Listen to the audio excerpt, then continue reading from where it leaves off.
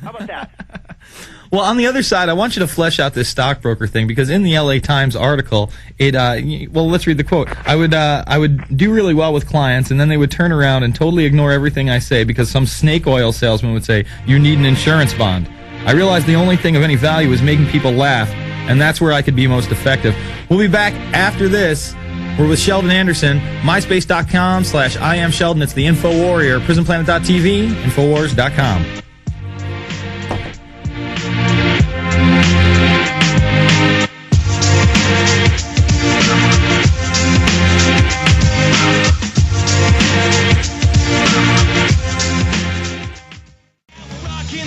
We are back. It's the InfoWarrior with Jason Bermas, and we're on the line with comedian Sheldon Anderson. So, Sheldon, you study abroad. What brings you into becoming a stockbroker? What's the next step? I mean, you find out that it's all corrupt, but you're like, let's get into the industry anyway. No, I dated a woman who was hyper rich, and I had to keep up with her. That's what really got me in. Seriously, we were flying around on her daddy's private jet, and I just had to pay for like the tip. Oh, my God. So what's the father hooks you up, basically, brings you into the family business, something like that? No, the girl yells at me enough to where she's like, "You better get a job or I'm out of here." And then I go, well, I better get a job or she's out of here. And then I get a job, and it's at UBS in Beverly Hills. And then I work there for 18, 19 months, and I study and I take a look at the system. And then who the smartest people if you ever want a financial advisor who's smart, get a dude from the Middle East. Because they already know they've been screwed for thousands of years, so they're like, it looks like this is totally the wrong thing to put your money into at this moment. They know. Those are the smartest guys. And so I would watch, the reality is there's no free market. Uh-huh. You know it, right? Yeah, of course. I mean, let's look at the oil market. I mean, I talk to people about this all the time. They're just like, well, how do we get ahead of the market? I'm like, well, let's look at the oil prices. It was about $150-some a barrel, and then it went down to $34. Did you stop driving? No, I don't think anybody stopped driving. No. Did you stop heating your cars? No. Did you stop airplanes? No. I mean, we're consuming the same amount. We consume about 25% of the world's resources. So if we didn't stop, the rest of the world didn't stop, and there's a certain supply and demand that's supposed to be. How is it that it went from 150 to 30? And then, people on the news for a while, at least, and I call it news. News is just a joke. Just turn it off. I mean, just turn it off. I turned it off. I turned off my TV for a year. I literally turned it off.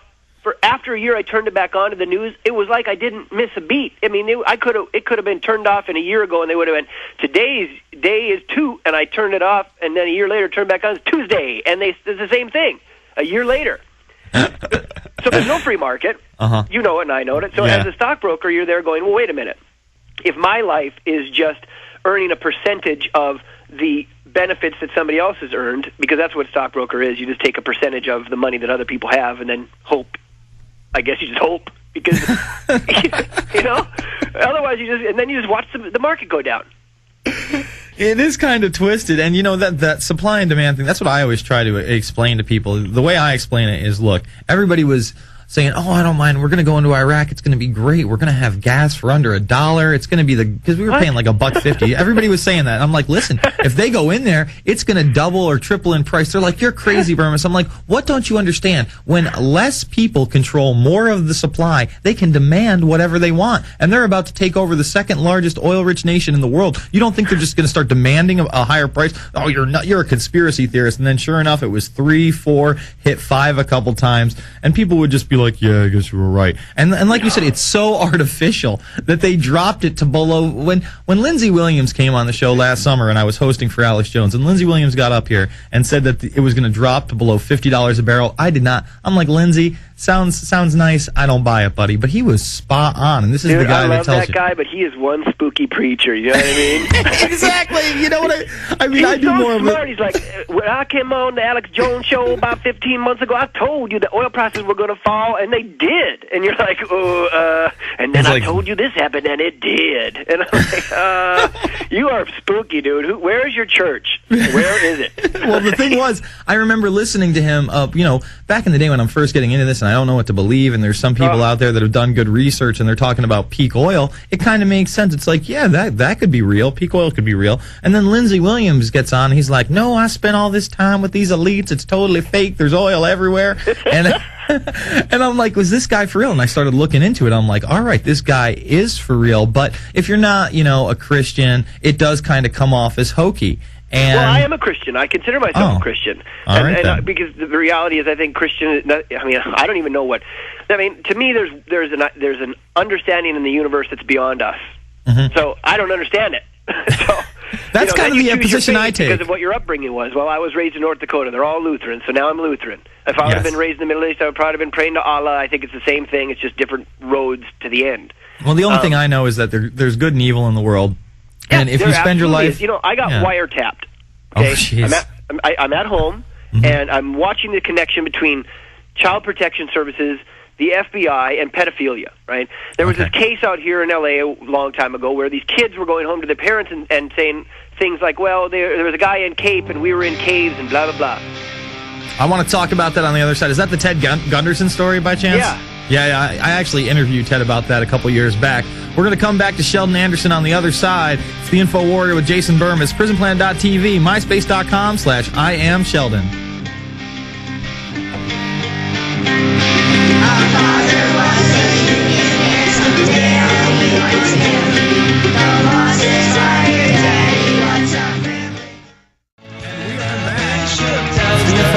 Jason Bermas this April 3rd, 2009, soon to be April 4th, hopefully over a couple beers with Jacobson, the lead editor here over at InfoWars. I mean, he's working hard already on this Obama 2 film. By the way, Alex is going to be joining us at the top of the hour, but right now we're with Sheldon Anderson, the comedian.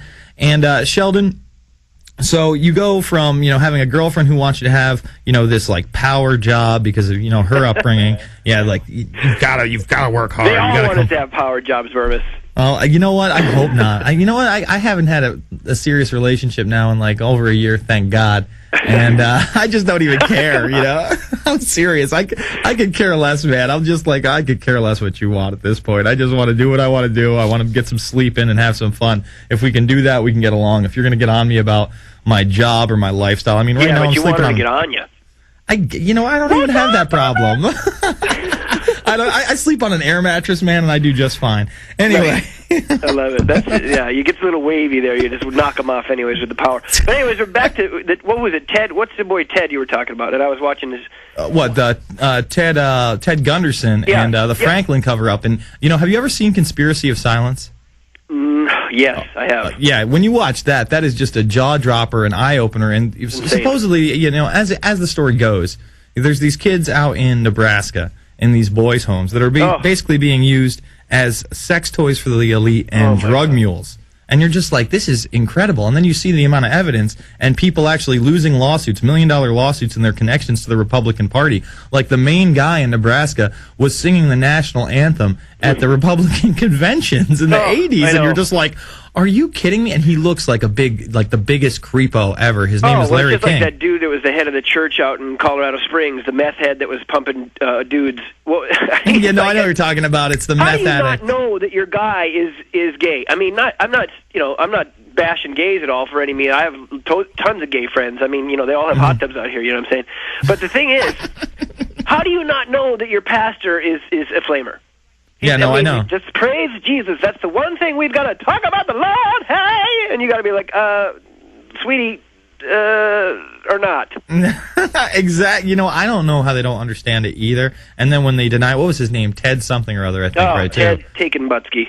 Yeah. I mean, it was. The guy was doing meth and getting blasted by strippers.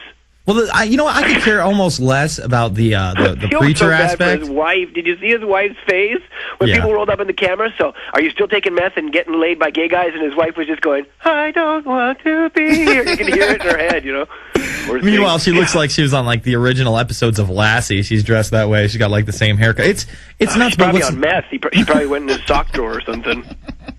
It's insane. It is insane. But what's sicker is that it's not just these, high-level preachers. It's, people in government. And when you bring it over to the L.A. thing, I mean, people like Poppy Bush's name were thrown around. There seemed to be a lot of evidence there. And then you find out that they're members of these clubs that a lot of these kids talked about, the Bohemian Club and all this other stuff, and that these Christian conservatives, supposedly, are into the occult. And really, this is what had me just, tumble down the rabbit hole into me doing radio shows like this. It was even more than 9/11. It was more than world government. I'm like, so you're telling me the people at the top basically want to chip everybody, control everybody, enslave everybody, and rape children? Hi, this is Ted Anderson. Have you ever wondered why banks, stockbrokers, investment advisors won't talk about gold for your IRA? The financial industry refuses to recognize the value of real hard assets for your retirement. The truth be told, gold and silver has outperformed paper investments like stocks, bonds, and CDs, yet no word about IRAs. Perhaps the financial institutions want to maintain control of your assets by keeping you in paper. If you'd like to take a look at gold for your retirement, call 800-686-2237. Don't get left behind by rising inflation and low return on your paper investments. Call 800-686-2237. Make sure that you secure your future. Call 800-686-2237. That's 1-800-686-2237.